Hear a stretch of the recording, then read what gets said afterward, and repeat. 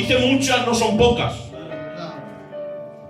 Y la Biblia tampoco dice, existe la posibilidad de que el justo pase por muchas aflicciones. Tampoco dice, es posible que. No, la Biblia es tajante, directa y es una afirmación. Que lo que le espera al hombre justo son pasar muchas aflicciones. Es decir, que el hombre justo no está exento de pasar aflicción. Es más, según la Biblia dice que al justo le esperan muchas aflicciones. Ahora bien, la palabra justo es una palabra muy corta, pero que encierra un contenido muy poderoso, muy fácil de predicar, pero muy difícil de vivir. Porque la palabra justo quiere decir persona que actúa con justicia, con ética y con honradez. En términos bíblicos quiere decir persona que vive, escucha esto que tiene mucha gloria, persona que vive según la ley de Dios. Una persona buena no tiene por qué ser justa. Quiero que entendáis esto. Una persona buena no tiene por qué ser justa, porque quizás es bueno hasta un límite. Písale un poquito a ver si es bueno o no es bueno. Hay gente buena que viene al culto y parece buenecica, pero písale un poquito. Son buenos hasta un límite, tienen un límite. Si pasas ese límite, se acabó. Porque son personas que se les puede decir buenos, pero que no son justos. Porque según la palabra del Señor, y aquí predicamos palabra de Dios, según la palabra del Señor, la persona justa es aquella persona que vive según la ley de Dios, que no es otra cosa que los preceptos y mandamientos que la palabra nos enseña. Es aquella persona que antepone la palabra del Señor por encima de la cultura, por encima de la razón. Porque la razón, como decía el coro de Sevilla, es del diablo. Pero tengo que decir en esta tarde que la persona justa es aquella persona que antepone la ley de Dios por encima de todo, aún de su beneficio propio. Porque a veces cumplir la palabra de Dios te va a llevar a perder de tus derechos, pero ganar para Dios.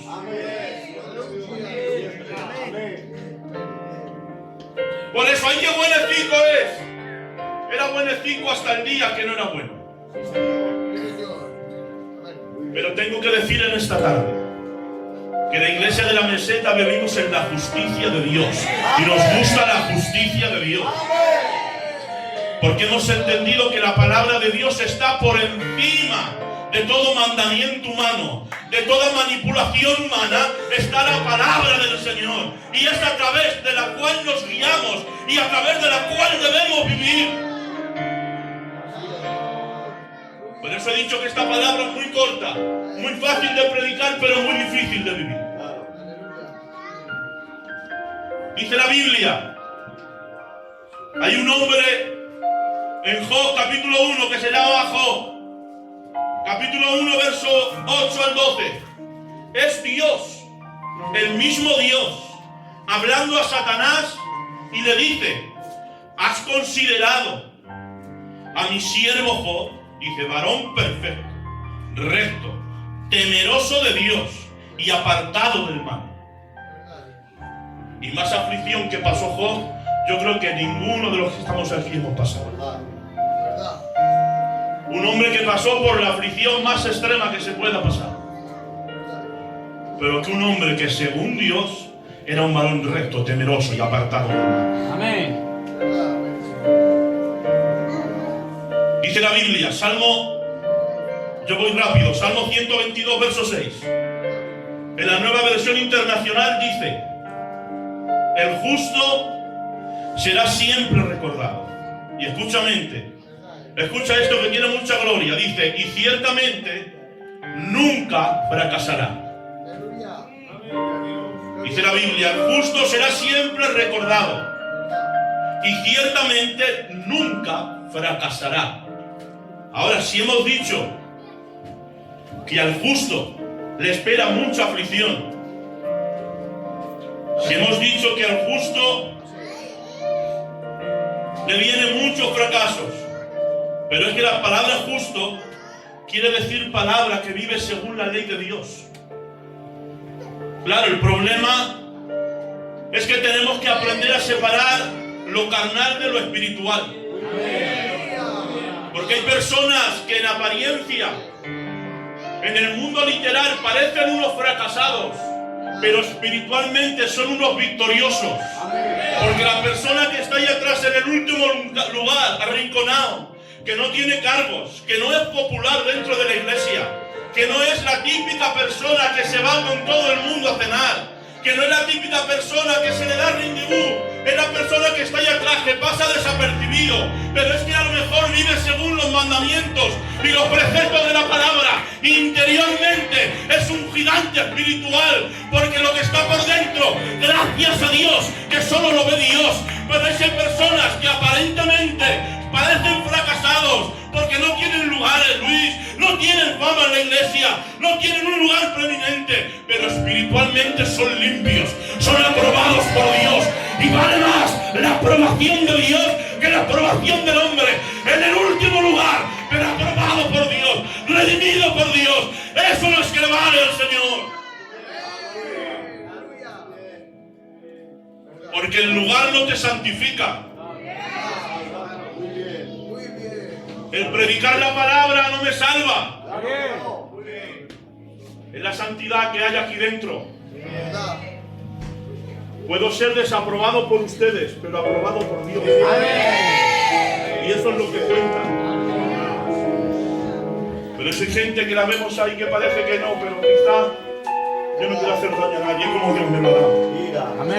Hay gente que la vemos ahí y parece que no son nada ni nadie, pero quizás sus oraciones te están sustentando a ti. Porque ora por ti todos los días. Se pone a orar en su casa, en su cámara secreta, y ora por tu casa, por tu matrimonio, por tu vida. Gloria a Dios.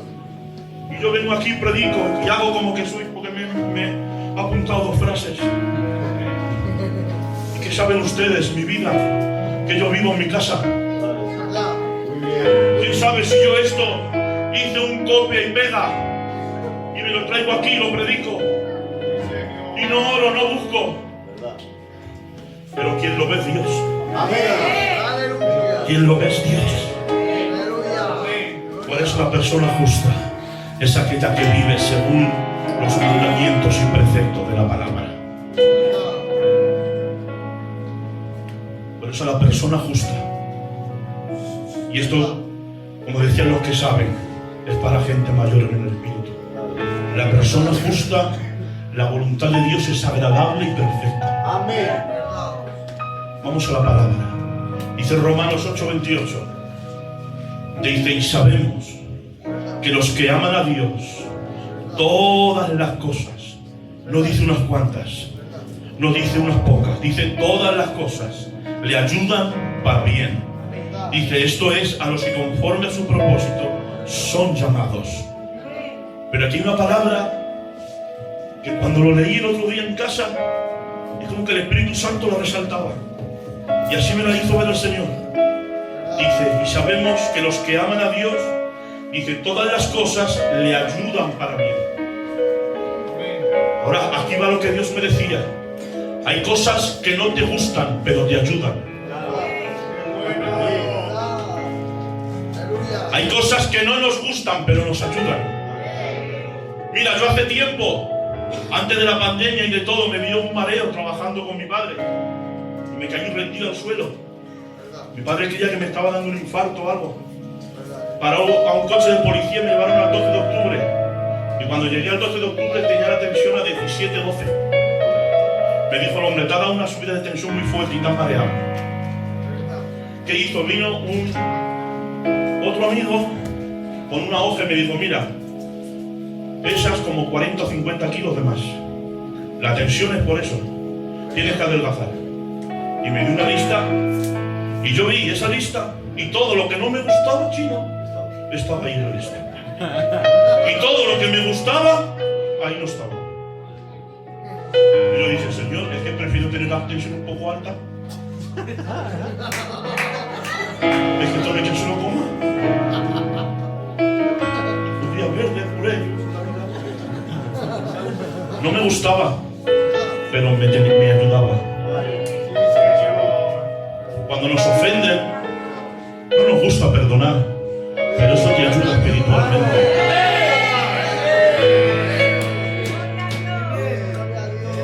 Cuando te pisan, no nos gusta orar por el que te pisa, pero eso te hace crecer espiritualmente. Hay cosas que no nos gustan, pero nos ayudan. Por eso dice la Biblia, todas las cosas le ayudan para bien, aunque no te gustan, hazlas, porque si están en la palabra hay que hacerlas. Pero sin embargo dice la Biblia, mira, Romanos 12:2 dice, no os conforméis a este siglo, sino transformaos por medio de la renovación de vuestro entendimiento, para que comprobéis cuál es la buena voluntad de Dios, dice, agradable y perfecta. Amén. La palabra agradable es delicioso. La palabra agradable es que te gusta, delicioso. Algo que lo haces de bien, nadie te obliga, te gusta, te es delicioso. El problema es que muchas veces la voluntad de Dios va en contra de lo que nosotros queremos. A veces el problema es que somos tan carnales que la voluntad de Dios va en contra de nuestras percepciones. Y nosotros tenemos una percepción de la realidad cuando la realidad es otra totalmente la contraria. Y Dios te está llamando a la derecha y tú te estás yendo a la izquierda. Por eso no te gusta la voluntad de Dios.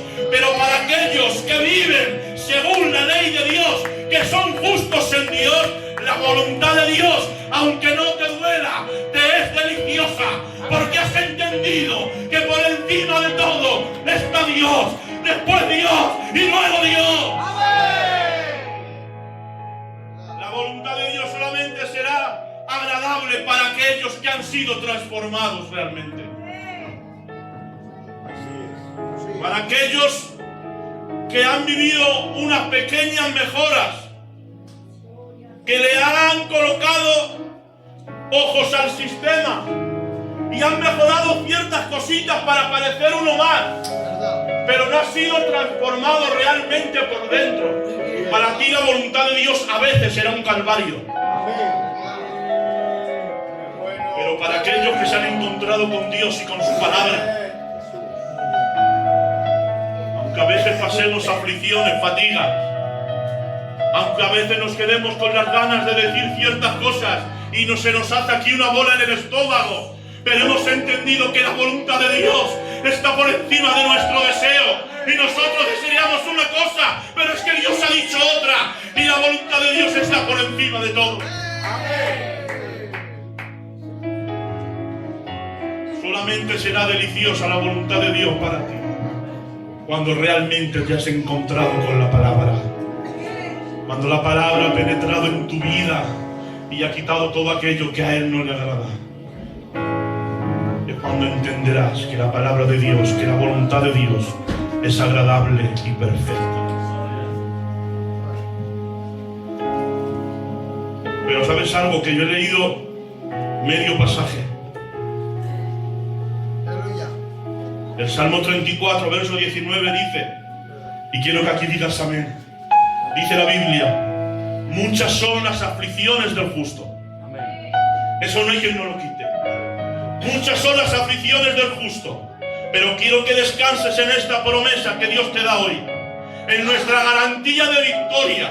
¿Y sabes cuál es nuestra garantía de victoria que dice la Biblia? Muchas son las aflicciones del justo, dice, pero de todas ellas, de todas, ni una se quedará sin librarte, dice, de todas ellas, le librará Jehová, Dios de los ejércitos. Por eso hoy tengo que decirte que nuestra garantía de victoria no se presenta en forma de un pastor, perdóname, pastorcico, no se presenta en forma de religión, ni tampoco de denominación, se presenta en forma de Jehová Dios de los ejércitos.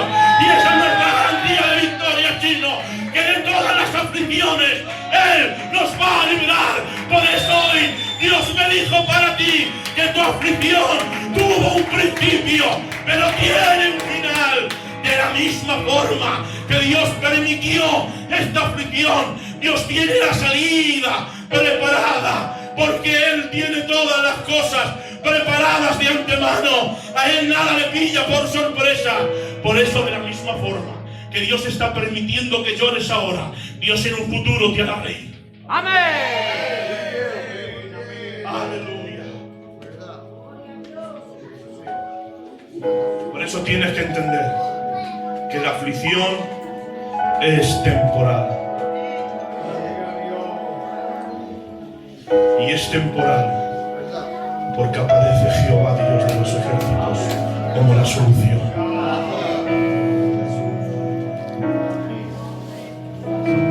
Esa es nuestra garantía de victoria, iglesia. No hay otra. Os lo digo de corazón a corazón. Descansa en esta promesa hoy. Que estás pasando por un momento difícil, pero el que hoy te dice a ti justo, a ti justa, que de la misma forma que Dios ha permitido la aflicción, pronto aparecerá Jehová, Dios de los ejércitos, para hacerla desaparecer. Y no porque lo diga yo, es porque lo dice la Biblia. Gloria a Dios. Pero la aflicción, por desgracia, viene. La palabra aflicción, me quedan 5 minutos. La palabra aflicción, en términos bíblicos, se entiende como un sentimiento de amargura, de tristeza y de pesar. Menos mal que para este estado aparece Dios. Aleluya. La palabra aflicción en griego es una palabra muy rara que significa presión. Significa presión. Que esto equivale en términos bíblicos en una presión espiritual, en una prensa espiritual. Y hace mención la palabra presión al proceso de exprimir el fruto del olivo. Y para exprimir el fruto del olivo, cuando recogen las olivas del olivo, las llevaban antiguamente a una prensa y echaban todo el fruto del olivo en la prensa, y una piedra muy grande era empujada y iba machacando las olivas, las iba machacando, las iba rompiendo, y cuando se rompía salía el fruto. En Lucas, yo voy deprisa, en Lucas capítulo 22, verso 39, dice la palabra del Señor que Jesús es apresado mientras oraba en el huerto del Getsemaní, que en griego se entiende como prensa de aceite. Amén. Y allí mi Cristo fue prensado al extremo, de tal forma que dice la palabra del Señor que tuvo Dios que enviar un ángel para fortalecerle. Pero es que en el verso 44 dice la palabra del Señor: y estando en gran aflicción, dice la Biblia, estando en gran agonía, oraba más intensamente, y era su sudor como grandes gotas de sangre. Este hecho ocurrió de forma literal. Los historiadores dicen que este hecho ocurrió de forma literal. Jesús sudó como gotas de sangre. Y este hecho es muy raro, es muy difícil que ocurra. De hecho, hay muy pocos casos documentados en la historia, pero puede ocurrir. Incluso tiene un nombre, y el nombre es, a ver si me sale bien, hematidrosis. Que esto ocurre cuando una persona es sometida a una aflicción muy extrema, a una agonía tan extrema, que los vasos sanguíneos se contraen cerca de las glándulas sudoríparas. Y cuando esto ocurre a causa de la aflicción tan extrema, la sangre se mezcla con el sudor. Y así es como mi Cristo de gloria, cuando fue prensado en la prensa de aceite allá en el Getsemaní, Él sufrió la palabra aflicción en su forma más extrema, en su forma más extensa, de tal forma que llegó a sudar grandes gotas de sangre. Por eso ahora entiendo y comprendo Hebreos capítulo 14, verso 15, donde dice: porque no tenemos un sumo sacerdote que no se compadece de nuestras debilidades, el cual fue tentado en todo, pero sin pecado. Él se compadece de nuestras debilidades, porque Él tuvo que vencer como hombre. Él vino a la tierra y Él tenía todos sus atributos dentro de Él, pero no usó ni uno para ahorrarse una sola agonía. No usó ni un atributo para no sufrir, al revés. Él tuvo que vencer como hombre y Él padeció como hombre, y estando lleno de atributos como Dios, los dejó a un lado para sufrir, y Él lo hizo por amor, lo hizo por ti, por mí, para salvarnos en la cruz del Calvario. Por eso hoy tengo que decirte: si estás pasando por aflicción, acércate a Cristo. Acércate a Jesucristo, porque Él se compadece de nosotros. Porque la aflicción viene. En 2 de Samuel capítulo 15, verso 30. Y ya me bajo. Encontramos a un David. Encontramos a un David que ha sido engañado por su propio hijo, que su propio hijo Absalón se ha levantado en contra de él para quitarle el reino, le quiere matar, envía un ejército para quitarle la vida. Y en 2 de Samuel capítulo 30 dice la Biblia que David sube la cuesta de los olivos. Y dice la Biblia que la subía llorando. Llorando. Porque a veces la vida se torna cuesta arriba. Se torna cuesta arriba. A veces, Jerónico, la vida se torna cuesta arriba. Pero dice la Biblia que David la subía llorando, pero seguía andando. Y Dios me hablaba y me decía: Agustín, va a haber momentos donde tengas que andar y llorar a la misma vez, pero que el llanto no te deje de andar. Llorando, Jerónimo, pero andando. Llorando, pero andando. Que Dios te bendiga, compañera. Es la única que me quiere de la iglesia.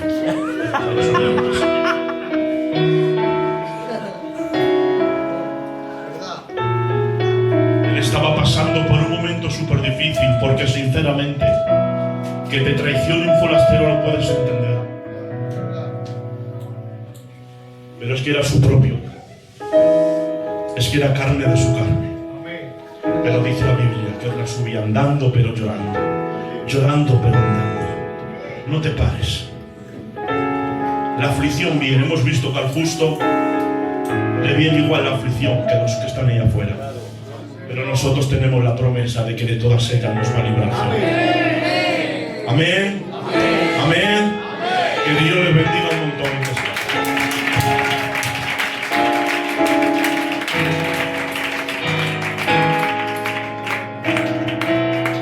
Aleluya. Que Dios bendiga a nuestro hermano Agustín y la palabra del Señor. Amén. Y que Dios bendiga a nuestro hermano Loco. Y que Dios bendiga a la meseta y que Dios me bendiga también a mí. Amén. Aleluya.